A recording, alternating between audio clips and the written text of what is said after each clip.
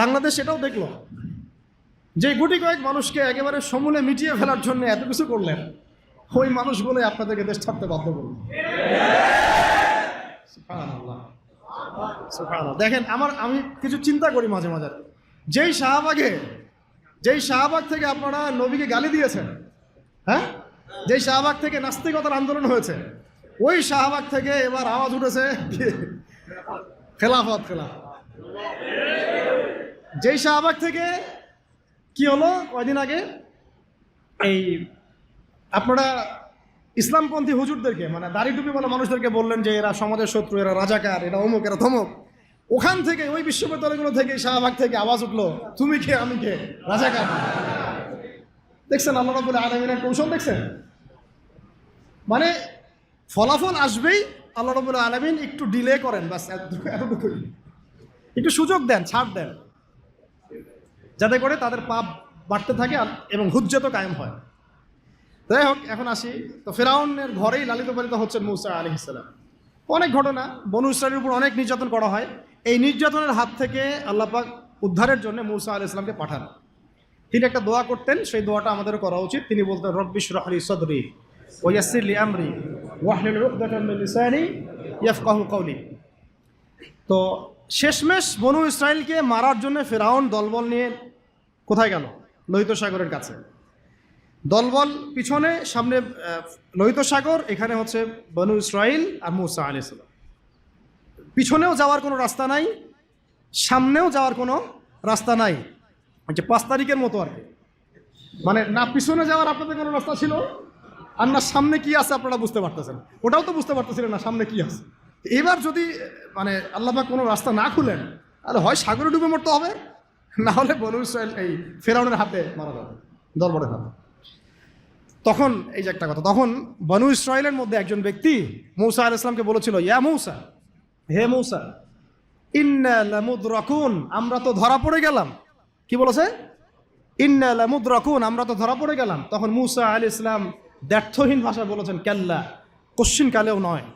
তোমরা বলছো আমরা ধরা পড়ে গেছি, কোশ্চিন কালেও না। আমার রব আমার সাথে আছেন, নিশ্চয়ই তিনি আমাকে পথ দেখাবেন। বলার সাথে সাথেই মূসা আলাইহিস সালামের কাছে ওহী আসলো, লাঠিটা ছুঁড়ে মারেন। লাঠি ছুঁড়ে মারলেন, এই লোহিত সাগর চিরে 12টা রাস্তা হয়ে গেল। তাই লোহিত সাগর আমরাও সফর করছি, গেলে বুঝতে পারবেন যে কিভাবে সম্ভব এখানে এইভাবে রাস্তা হওয়া। সুবহানাল্লাহ। এভাবে আল্লাহ পাক একটা মাজলুম সম্প্রদায়কে মুক্তি দিলেন, আর পুরা ফেরাউনের দলবলকে ওইখানেই ডুবে মারলেন। মারেন নাই?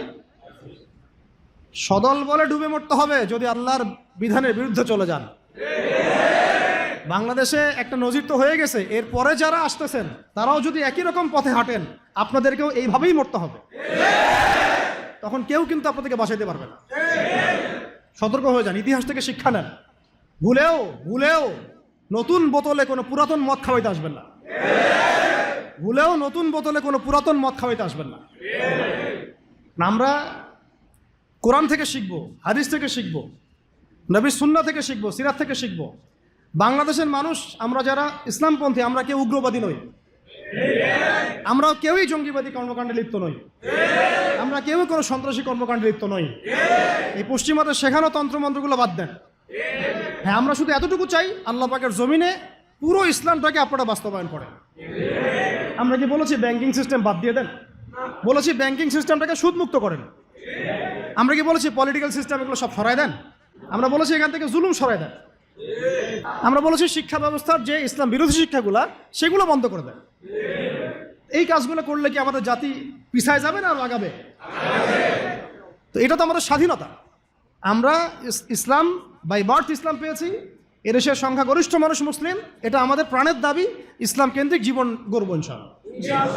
এবং আমরা বাংলাদেশে কোনো অমুসলিমের সাথে আমাদের কোনো কনফ্লিক্ট নাই, তারা তাদের ধর্ম তাদের মতো করে পালন করবে। আমার কথা কোরআন থেকে, কোরআনের আয়াত শুনেন। আল্লাহ পাক বলেছেন, ওয়ালান তারদা আনকাল ইয়াহুদ ওয়ালা নাসারা হাত্তা তাত্তাবিআ মিল্লাতাহুম। ইহুদি এবং নাসারারা কখনোই তোমাদের উপর সন্তুষ্ট হবে না যতদিন পর্যন্ত তোমরা তাদের ধর্ম গ্রহণ না করছো। যতই আপনি এভাবে ইলিশ পাঠান না কেন, ইহুদি, খ্রিস্টান এবং মুশরিকদের যে অ্যালায়েন্স আছে, এরা আমাদের উপরে কোশ্চিন কালেও সন্তুষ্ট হবে না।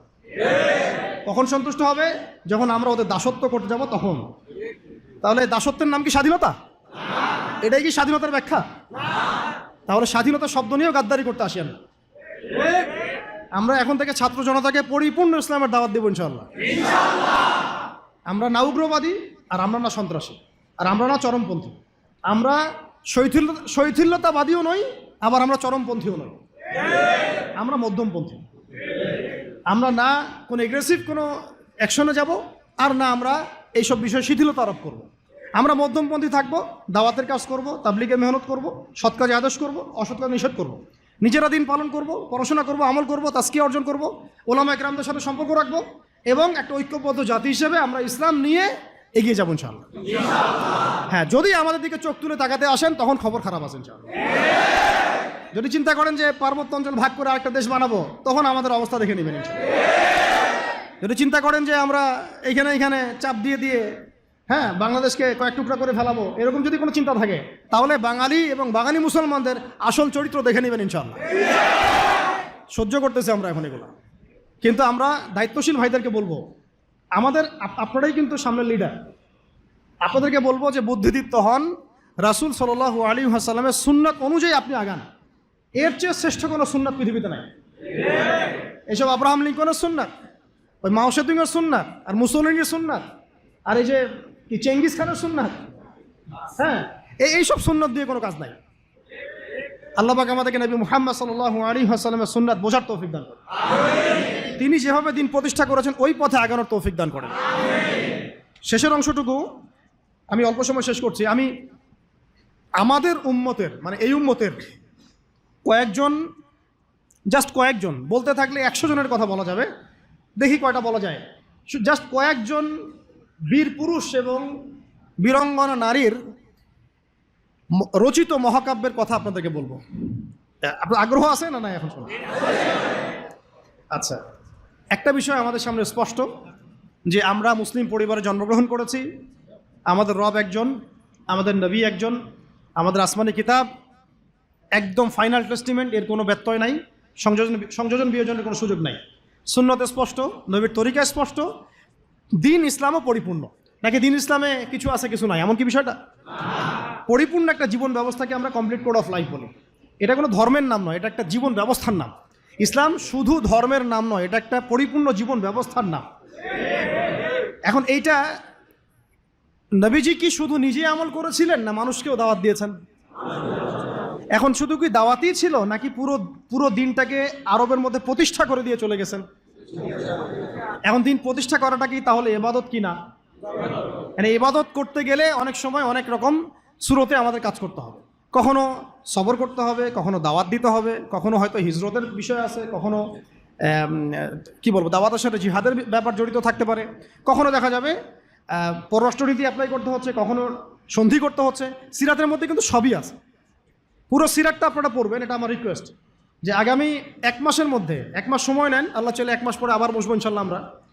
হ্যাঁ, 1 মাস সময় নিয়ে পুরো সিরাতের বইটা পড়ে শেষ করো। অনেক বই আছে সিরাতের, আমি একটা বইয়ের নাম বলতেছি যেটা খুব পাতলা, মাত্র 120 থেকে 30 পেজের বই।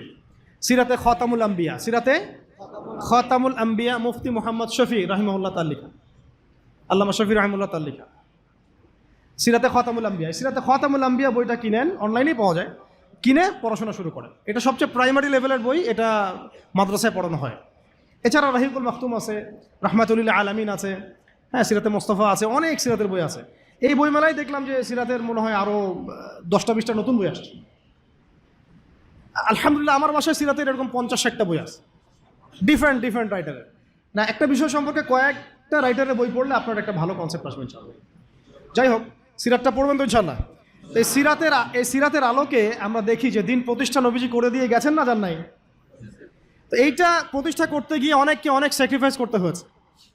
এই স্যাক্রিফাইসগুলো যারা করেছেন তাদের কিছু মহাকাব্য বলে শেষ করতেছে। কেন বলতেছে এটা? যেন আমাদের চলমান অভ্যুত্থানের মহাকাব্যগুলো যেন কালের গর্ভে হারায় না যায়।